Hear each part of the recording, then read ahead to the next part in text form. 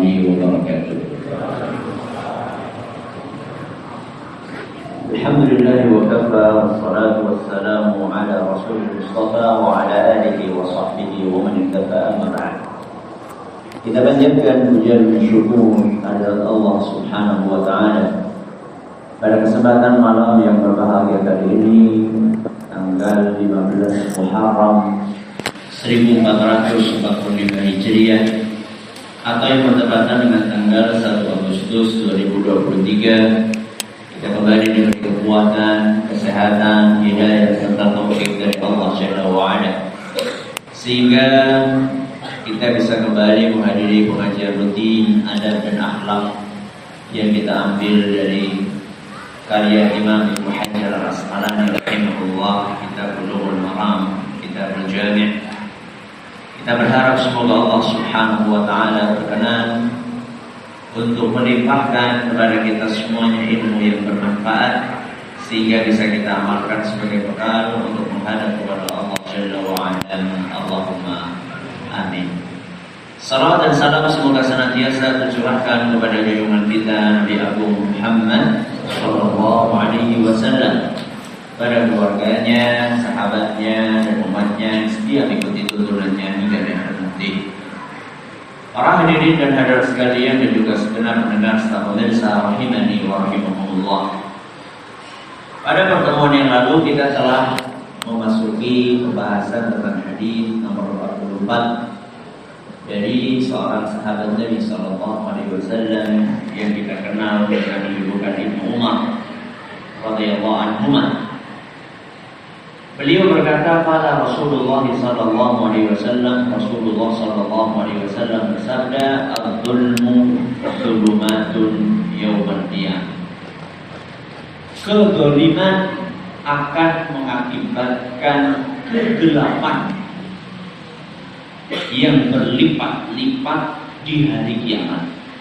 Hadis riwayat Bukhari dan Muslim. Pada pertemuan yang lalu kita telah menyampaikan pembahasan tentang larangan untuk berbuat zalim. Hari ini kita akan membahas tentang akibat buruk dari kezaliman. Akibat buruk dari kezaliman. Kalau hadis yang kita baca tadi menyebutkan akibat buruk kezaliman di akhirat. Karena hadisnya berbunyi, "Adz-dzulmu dzulumatun yaumal qiyamah."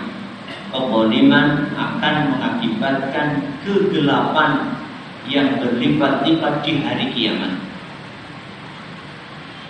Bukan berarti bahwa akibat buruk kezaliman itu hanya akan dirasakan pelakunya di mana? Hanya saja. Bahkan juga akan dirasakan oleh pelakunya di mana? Di dunia. Berdasarkan dalil-dalil yang lain.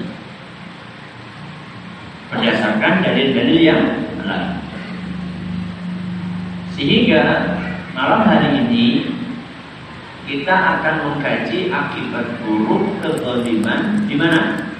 Di dunia. Saya pikir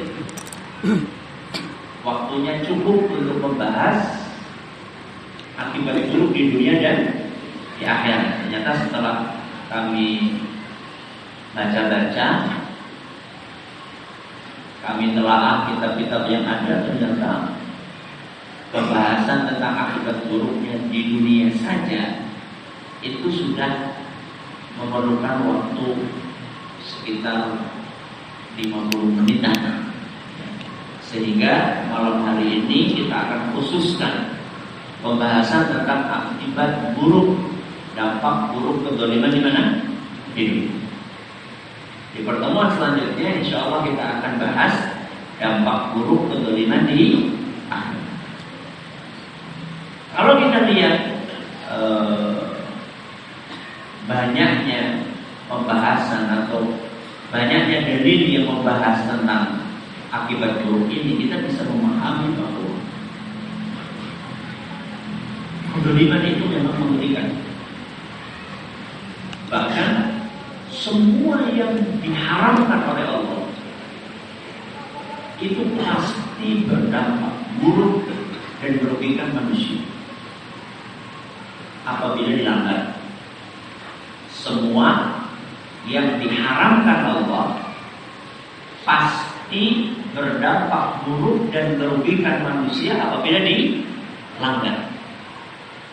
Sebaliknya, semua yang diwajibkan Allah pasti berdampak baik dan menguntungkan manusia apabila dikerjakan. Saya ulangi, semua yang diharamkan oleh Allah pasti berdampak buruk dan merugikan siapa? Manusia bila dilanggar. Kebalikannya, semua yang diwajibkan Allah itu pasti akan berdampak baik dan menguntungkan manusia apabila dilakukan. Siapa yang bisa mengulang?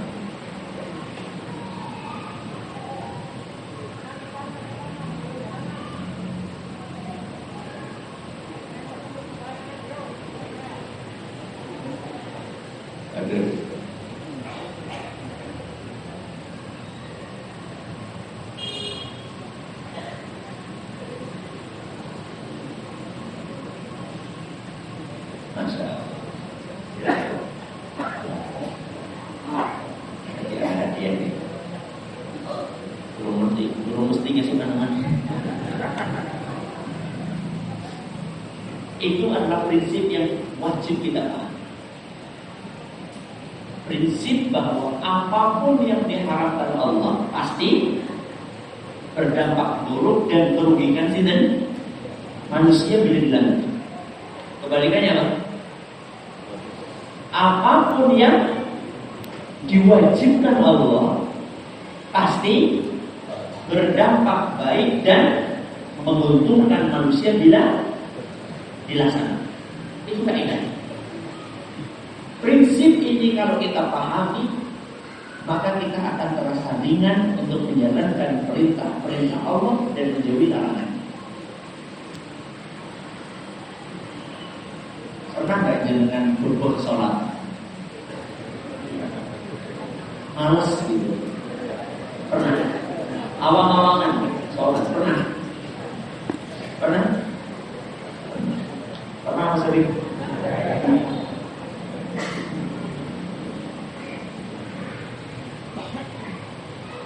Pernah nggak muncul di dalam hati? Akhirnya biologis. Ketika kita ketemu dengan sesuatu yang diharamkan oleh Allah, tuh ini halal ya. Cara sertifikatnya kan ini. Dongnya apa? Halal. Kenapa halal? Orang yang seperti ini itu gara-gara gak ngerti prinsipnya. Apapun yang diharapkan oleh Allah, makanan, minuman, perbuatan, perkataan, keyakinan, barang, apapun yang diharapkan oleh Allah, itu kalau dilakukan atau dilanggar pasti merugikan. Ketika kita yakin itu merugikan, otomatis kita akan tinggalkan. Masa kita mau melakukan sesuatu yang merugikan diri sendiri? Sebaliknya, apapun yang diwajibkan oleh Allah, sholat 5 waktu, puasa di bulan Ramadan, berbakti kepada orang tua, peduli kepada anak, kepada istri, kepada suami, dan seluruh kewajiban-kewajiban agama yang lainnya, mengeluarkan zakat, itu kalau dikerjakan pasti menguntungkan dan akan berdampak positif buat kehidupan kita. Dalilnya apa Ustaz? Antara lain Al-Quran surat Al-A'raf ayat 157. Surat apa? Al-A'raf ayat 157. Di mana Allah Azza wa Jalla berfirman ketika menerangkan tentang salah satu sifat Nabi kita Muhammad sallallahu alaihi wasallam, wa yuhillu lahum at-thayyibat wa yuharrimu alaihimul khaba'ith. Rasulullah sallallahu alaihi wasallam ditugaskan oleh Allah Azza wa Jalla untuk menjelaskan bahwa yang baik-baik itu halal, yang buruk-buruk itu haram. Berarti sesuatu yang dihalalkan oleh Allah itu pasti baik, dan sesuatu yang diharamkan oleh Allah pasti buruk. Kenapa kita bahas prinsip ini, Ustaz? Untuk menyadarkan kita bahwa kezaliman itu pasti berdampak buruk. Kenapa? Karena diharamkan sama Allah. Bahkan sangat diharamkan. Sesuatu yang sangat diharamkan pasti berdampak buruk. Di dunia atau di akhirat? Di dunia dan akhirat. Dan malam ini kita akan bahas dampak buruknya di yang pertama, lenyapnya keamanan dan ketenangan. Apa yang pertama? Lenyapnya keamanan dan ketenangan.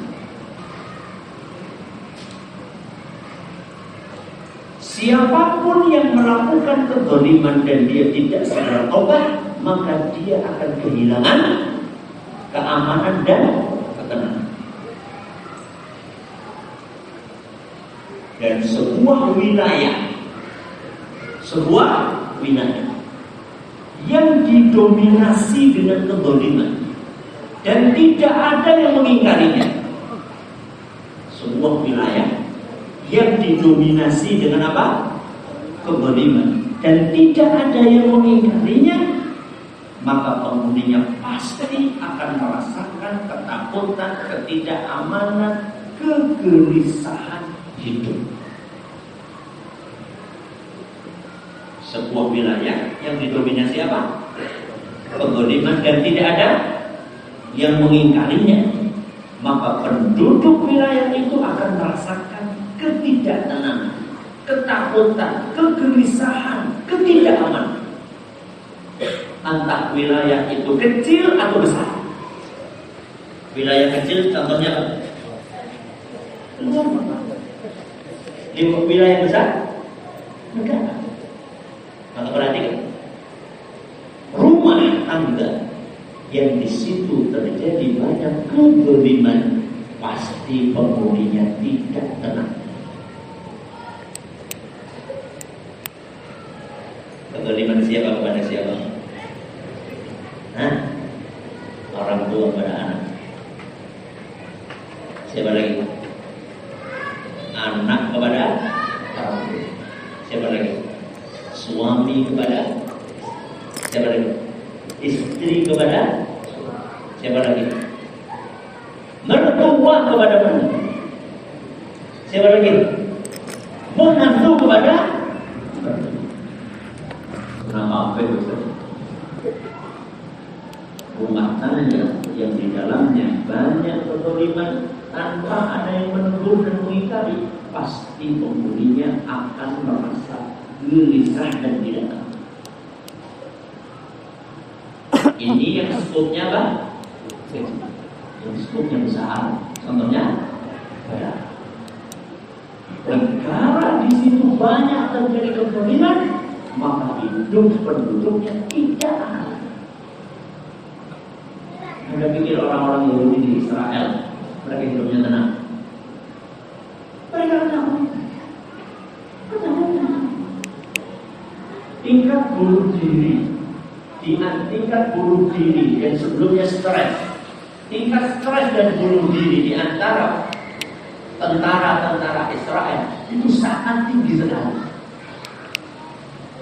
Dan mereka kalau meriksa itu nggak berani sendirian, pasti apa? Royokan. Tapi saat sebelum menjelang pandemi, alhamdulillah sempat berkunjung ke Palestina, ke Masjidil Aqsa. Itu kita kalau mau masuk ke area Masjidil Aqsa itu di semua sudut, di semua pintu itu dijaga oleh 2, 3, 4, 5 tentara Israel. Semuanya berisik. Wong teman saya loh, kelihatan sapunya agak apa namanya?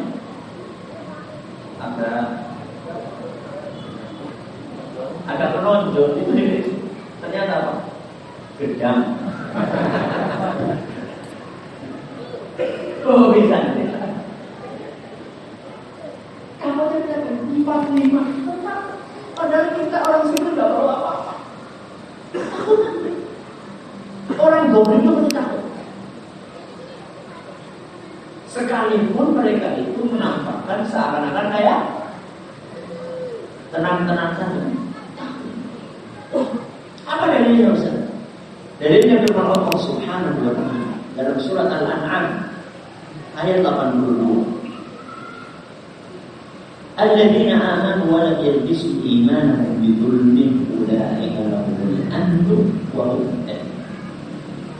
Orang-orang yang beriman dan tidak mencampuri keimanannya dengan kedzaliman, maka mereka akan merasakan keamanan. Orang-orang yang beriman dan tidak mencampuri keimanannya dengan apa tadi? Kedzaliman, maka mereka akan mendapatkan keamanan. Mereka akan mendapatkan ketenangan. Berarti sebaliknya apa? Sebaliknya orang yang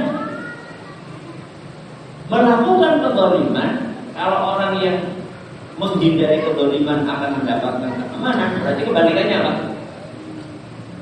Orang yang melakukan kedzaliman akan mendapatkan kegelisahan.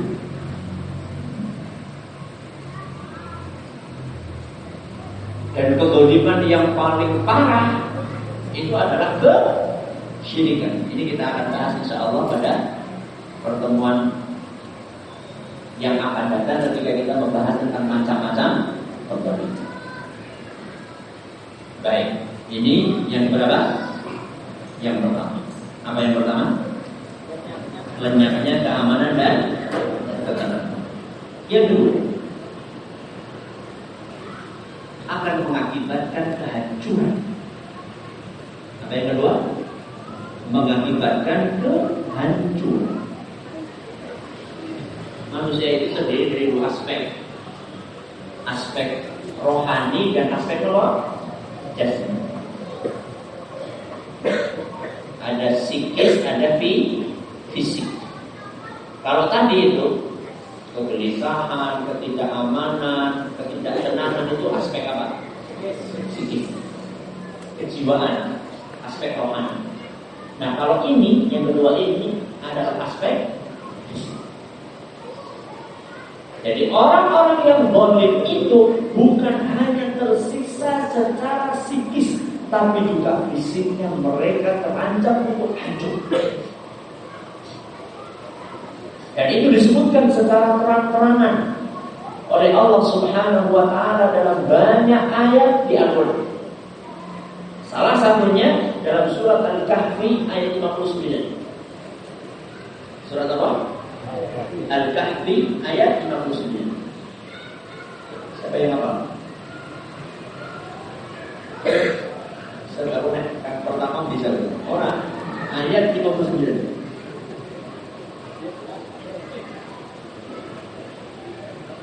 Ada buka aplikasi ada? Saya kasih awalannya ya. Ada yang katakan wakilkan.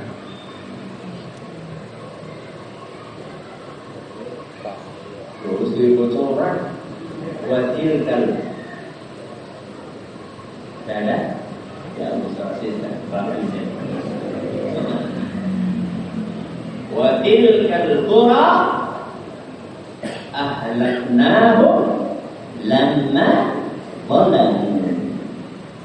Wakilkan qura ahlaknahum lamma zalamu. Dan negeri itu kami hancurkan karena penghuninya melakukan kezaliman.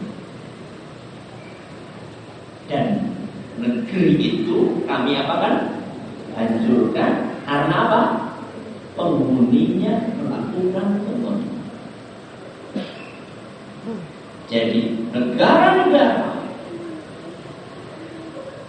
yang penghuninya dan pemerintahnya gemar melakukan kezaliman dan tidak ada yang mengingkari, maka mereka terancam untuk.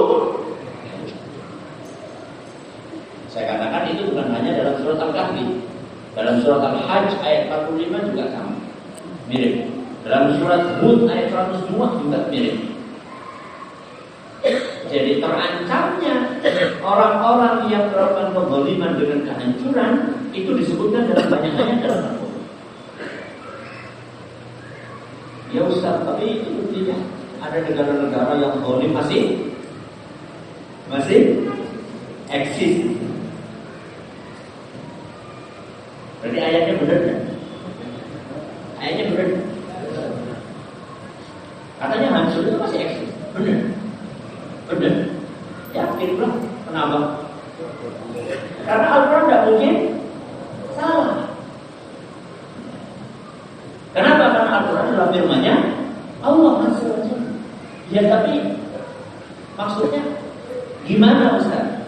Realitanya seperti itu. Ayatnya bunyi A, realitanya B.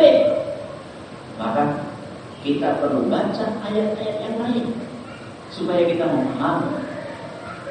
Jadi adanya negara-negara yang eksis, padahal pelakunya, padahal penduduknya dan pemerintahnya zalim, kok negaranya masih ada? Itu karena beberapa faktor. Salah satu faktor itu adalah Allah memberi kesempatan mereka untuk tobat. Jadi Allah sayang atau tidak? Sayang banget. Bayangkan orang zalim masih dikasih kesempatan untuk tobat sama Allah.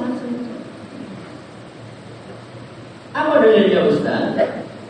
Wa rabbukal ghafurur rahim. Tuhan kalian itu Maha Pengampun dan Penyayang. Walau yu'akhiduhum bima kasabu la'ajjala lahumul 'adzab. Seandainya Allah Subhanahu wa taala mau membalas mereka, para pelaku kezaliman, para pelaku kejahatan, niscaya mereka sudah diazab. Ini Allah sampaikan dalam surat Al-Kahfi lagi ayat 58. Jadi Allah kasih kesempatan kepada mereka untuk bertobat. Siapa tahu ada di antara mereka yang sadar. Ada nggak orang Yahudi Israel yang kemudian akhirnya tobat? Ada. Allah kasih mereka kesempatan. Terus jawaban yang lain adalah Allah memang tidak berkehendak untuk menghancurkan, membinasakan semua manusia yang jahat. Memang Allah nggak pengen itu.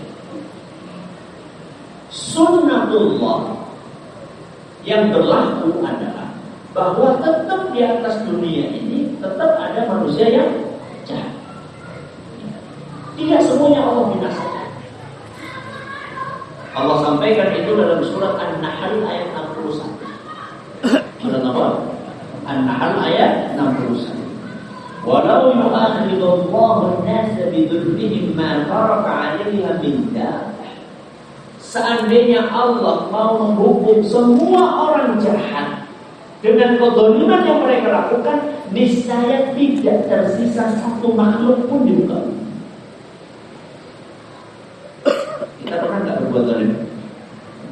Pernah? Kalau kezaliman kita semuanya dihukum sama Allah, apa yang terjadi? Bumi kosong. Kosong dari apa? Kosong dari manusia. Karena semua dari kita berapa? Allah nggak pengen semuanya dulu. Karena tadi yang pertama memberi kesempatan untuk bisa nggak Allah membuat setiap orang yang selingkuh terkena petir? Bisa nggak? Bisa. Baru keluar dari hotel, habis selingkuh langsung dijer. Bisa.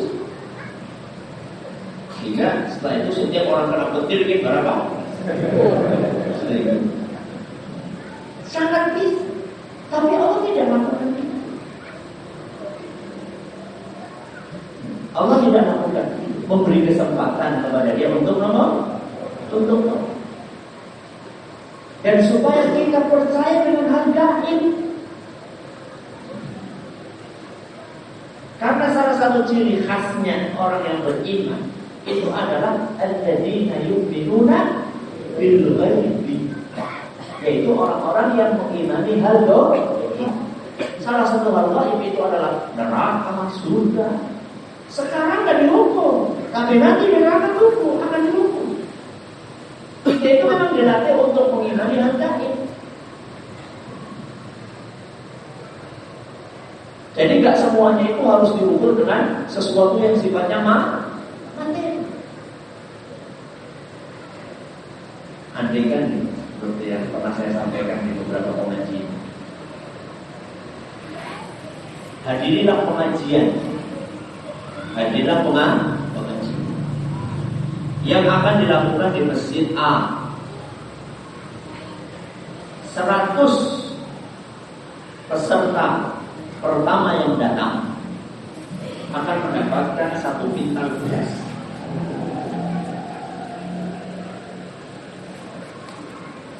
Lima kilo gula pasir, 5 liter minyak goreng, apa mana? 1 kerat telur, terus 1 plastik cabai keriting, 1 dus mie instan. Kira-kira ramai orang pengajian. Pengajian jam 9, jam 6 sudah beda. Coba kalau iklannya diubah, hadirlah pengajian 100 peserta pertama, insya Allah didoakan masuk surga. Pengajiannya jam sana, tekannya jam 9. Orang kan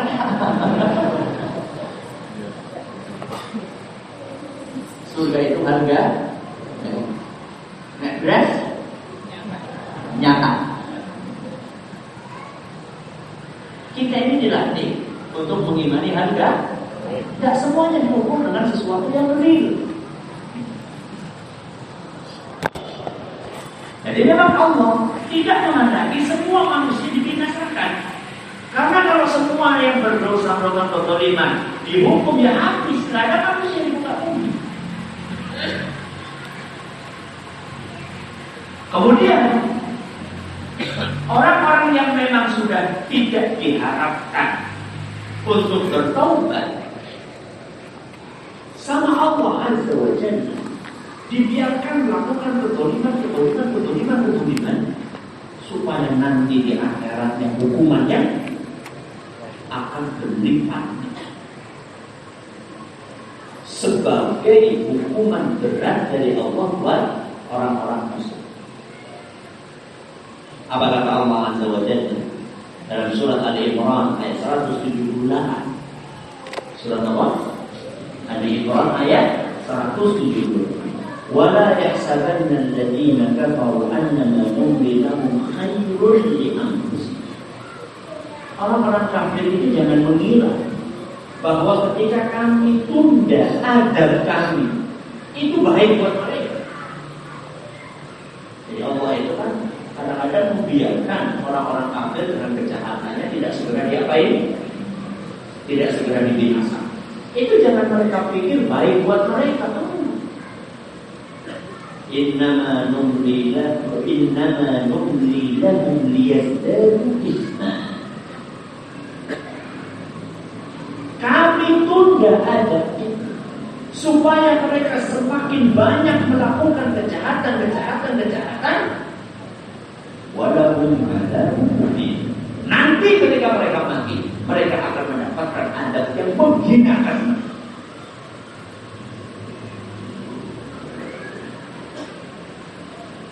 Sama sekali mereka tidak mendapatkan hukuman di mana? Semua hukumannya akan mereka dapatkan di ngeri. Makanya para salaf banyak di antara mereka kalau sakit itu senang. Kenapa? Kurangi dosa.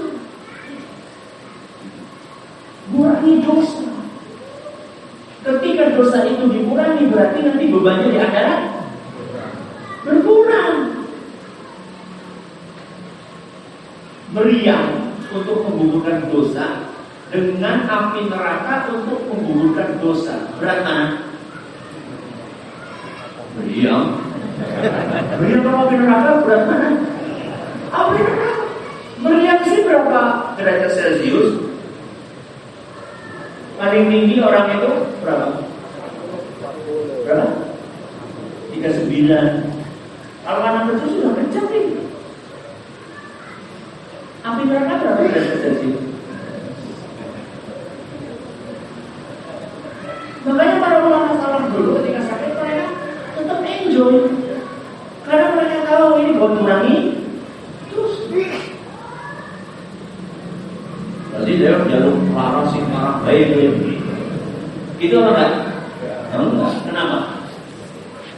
Karena kita disuruh minta kesehatan setiap pagi dan petang. Apa doanya? Allahumma afini fi badani, Allahumma afini fi sam'i, Allahumma afini fi basari, la ilaha illa anta. Berapa kali? 3. Setelah itu kita berdoa, Allahumma inni as'aluka al-'afwa wal 'afiyata fid dunya wal akhirah. Afwa, afiyah. Afiyah itu kesehatan, keselamatan. Kita disuruh minta keselamatan. Tapi andai kan kita minta kesehatan, kita minta afiyah, kita minta keselamatan, kok tetap diuji dengan apa? Sakit. Yaitu bagian takdir Allah yang akan menguntungkan kita. Apa keuntungannya tadi? Mengurangi dosa. Ini adalah yang berapa ini? Ini yang kita ulangi apa yang pertama? Lenyapnya keamanan dan ketenangan. Yang kedua, mengakibatkan ke. Yang ketiga, terancam dengan doa keburukan. Terancam dengan doa keburukan. Orang Jawa mengatakan terancam disupatani. Terancam dengan doa. Banyak di antara kita nggak menyadari bahwa masalah-masalah berat yang kita hadapi, entah itu masalah ekonomi, entah itu masalah rumah tangga, entah itu pendidikan anak, entah itu masalah di kantor, entah itu masalah dengan tetangga, bisa jadi masalah-masalah yang kita hadapi itu adalah karena ada orang mendoakan keburukan kita. Bisa jadi. Anak kok sing nyumpah, kok dikabulkan sama Allah karena kita melakukan kezaliman. Kita melakukan kezaliman kepada orang lain itu mendoakan keburukan buat kita dan doanya dikabulkan sama Allah. Kita kan sering mendengar nasihat hati-hati dulu doanya orang yang kezaliman. Kita sering dengar. Apa kata Nabi SAW dalam hadis yang diriwayatkan oleh Imam Bukhari dan Muslim? Ittaqi da'watal mazlum. Waspada'ilah, takutlah dari doanya orang yang terzalimi. Kenapa? Fa innahu laysa bainahu wa bainallahi hijab. Karena doanya orang yang terzalimi ini gak ada hijab antara dia dengan Allah Subhanahu wa ta'ala. Gak ada hijab. Hijab siapa? Tirai batas. Jadi doa itu dikabulkan langsung dikabulkan sama doa yang dipanjatkan sama orang yang tertolong langsung dikabulkan sama siapa? Sama Allah. Hati-hati, usaha kita. Mungkin nggak kita berbuat dolim nggak sadar. Si kasih udut, dia masih merokok. Hati-hati itu. Ada bayi yang bapak ibunya nggak merokok. Kok kenapa?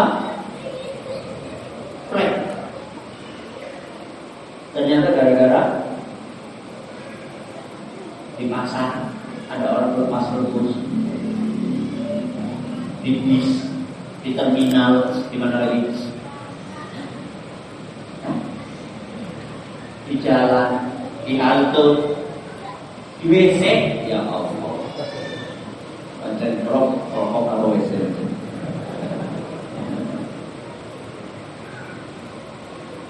Bayi itu kena mulai tersiksa, harus minum obat sekian bulan. Dia kalau senang, kalau enggak cacat misalnya, terganggu organ dalamnya sampai besar.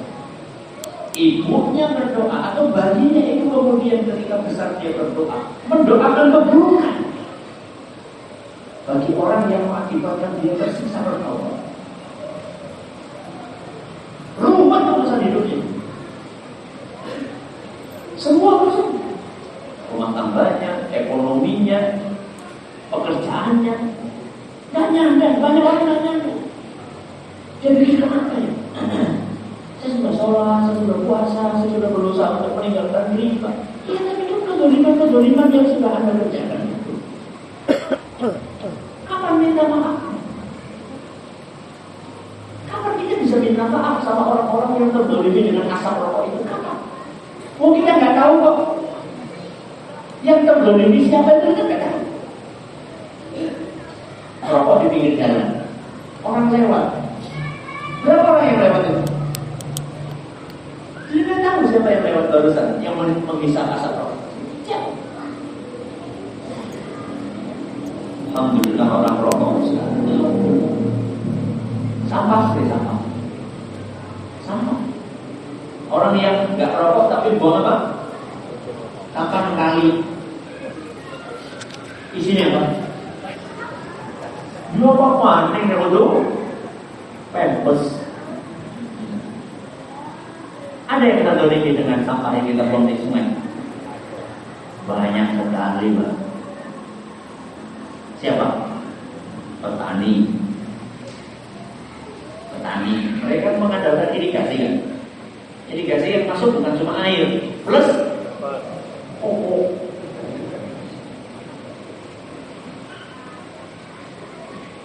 Siapa lagi yang terdolimi? Nelayan.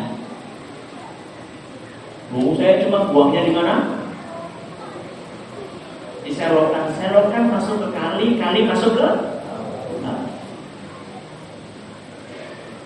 apa yang jaring di sini? Sampah. Saya pernah menyaksikan dengan mata kepala saya sendiri. Selokan ada orang buang sampah, apa tahu? Kasur.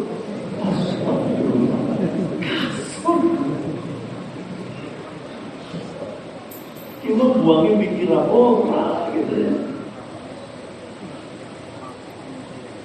Emang hanya apa namanya? Hanya nelayan, termasuk orang yang mengkonsumsi ikan. Ikan itu diantar atau banyak ikan dengan pencemaran lingkungan itu. Banyak ikan itu makan apa? Sampah. Apakah terurai oleh ikan tersebut? Enggak. Masih ada plastik-plastiknya di daging ikan itu kemudian kita konsumsi. Sebagai konsumen kita mengkonsumsi ikan, daging ikan yang bercampur dengan apa tadi? Emang gak ada dampak kesehatannya? Kanker, tumor, dan macam-macam itu. Berapa orang yang dirugikan dengan sampah yang kita buang sama sembarangan, yang kita buang sembarangan? Dan mereka semua siap untuk mendoakan keburukan. Dan mungkin kita nanti akan dituntut di akhirat.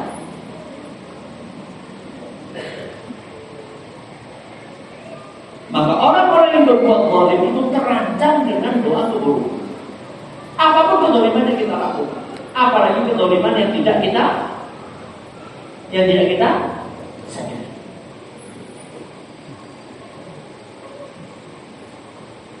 Tiga hari 3 malam bikin orang satu RT gak bisa tidur. Apa gue? Barang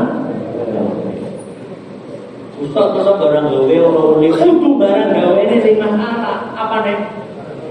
Sore kowe lho Mas. Stop dulu. Ditumpuk berapa? 3. Siji madhep. Nalor siji madhep. Ngidul siji madhep.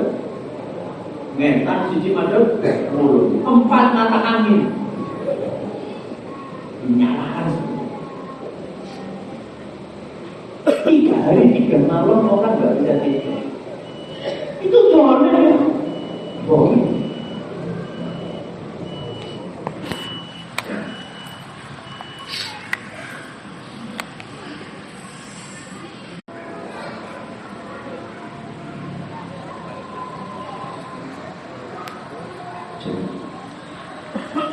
Alhamdulillah, wassalatu wassalamu ala Rasulillah.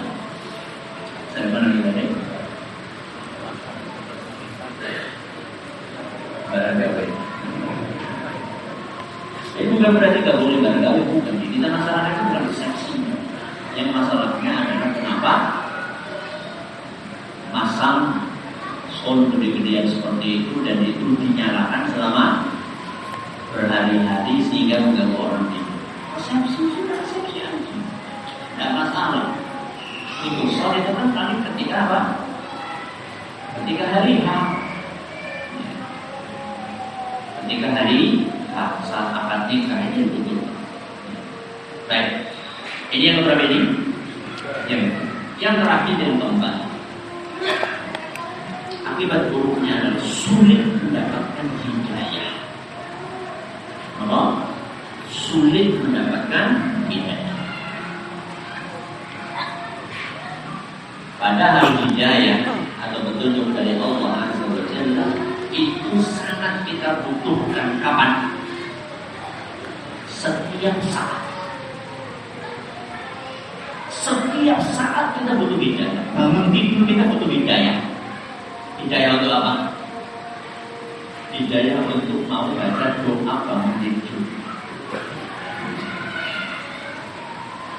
Mulai dari bangun tidur sampai tidur lagi. Mau tidur kita butuh apa? Hidayah. Hidayah apa? Peraturan HP. Sehingga tidurnya asik. Tidak kita tutup hari itu dengan maksiat. Kita tutup hari itu dengan ketaatan kepada Allah sehingga tidurnya nyaman, pules. Kasih nyaman, pules bangunnya. Kasih segen, bugar betul. Mulai dari bangun tidur sampai tidur kembali itu beda. Orang yang zalim susah dapat hidayah. Ngeri. Pada hidayah itu siapa yang ngasih? Allah. Allah gak mau ngasih itu. Habis. Apa kata Allah Azza wa Jalla dalam banyak ayat dalam Al-Quran? Salah satunya dalam surat Al-Maidah ayat 51. Kemudian juga dalam surat Al-Ahqaf ayat 10. Dan masih banyak ayat-ayat yang lain. Apa kata Allah Subhanahu wa ta'ala? Innallaha la yahdil qaumal zalimin. Sesungguhnya Allah tidak akan memberi hidayah kepada orang-orang zalim. Artinya, kenapa Ustaz? Karena biasanya orang zalim itu sombong. Biasanya apa? Sombong. Dikasih nasihat susah. Karena kesombongan mereka, akhirnya Allah nggak mau kasih petunjuk. Lalu dia nggak mau kok. Dinasehati nggak mau nerima. Makanya kata para ulama kita, 2 jenis manusia yang tidak akan dapat ilmu, yang tidak akan menerima nasihat. La yanalul ilma mustahyin wala mustakbir. Tidak akan dapat ilmu orang yang didominasi oleh rasa malu dan orang yang sombong. Jadi malu itu baik kalau mengantar kepada kebaikan, buruk kalau menghalangi dari kebaikan. Kenapa sih orang mancing? Isi. Kenapa sih orang hubungan? isin. Ini malu yang jelek. Kenapa sih orang mendem isin? Nah, gue malu sih apa? Kenapa sih orang tunggu nomor isin? Nah, itu baik, itu malu yang baik. Ini teman-temannya pada lepas jilbab. Kenapa kamu lepas jilbab? Malu. Nah, itu malu yang baik. Sombong itu menghalangi orang dari apa? Dari kebaikan. Menghalangi orang dari hidayah. Makanya di ayat yang Al-Ahqaf tadi ayat 10,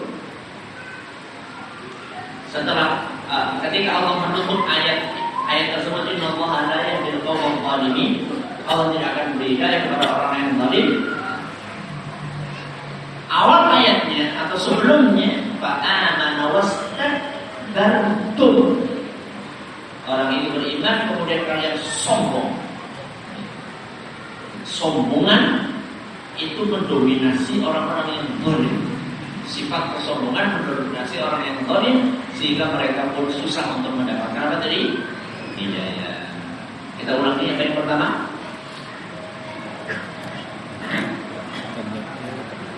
Lenyapnya keamanan dan ketenangan. Apa yang kedua?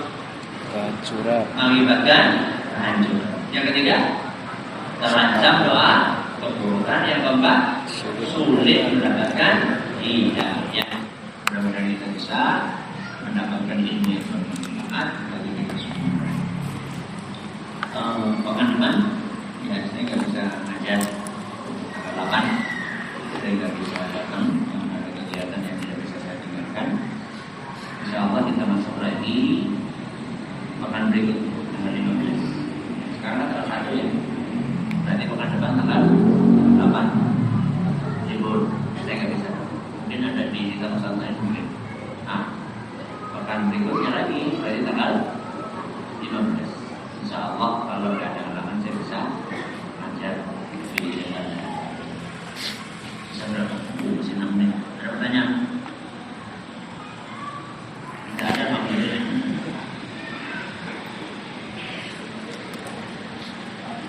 Ini mau dikasihkan ke siapa ini? Ada pertanyaan gitu ya?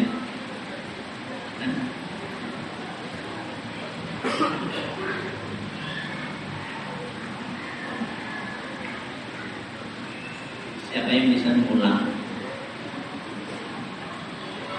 ayat 59 dari surat Al-Kahfi yang tadi saya katakan? Ya.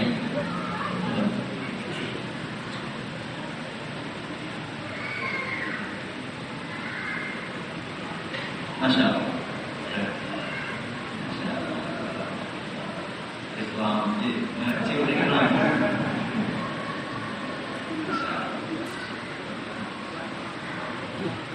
ada pertanyaan lagi? Ada yang sudah habis? Ada pertanyaan? Ada? Kalau tidak ada langsung komentar. Alhamdulillah. Baik. Terima kasih atas perhatian ini. Sekarang kita akhiri dengan beberapa majelis. Subhanallahumma wa bihamdika, asyhadu an la ilaha illa anta, astaghfiruka wa atubu ilaik. Assalamualaikum warahmatullahi wabarakatuh. Waalaikumsalam.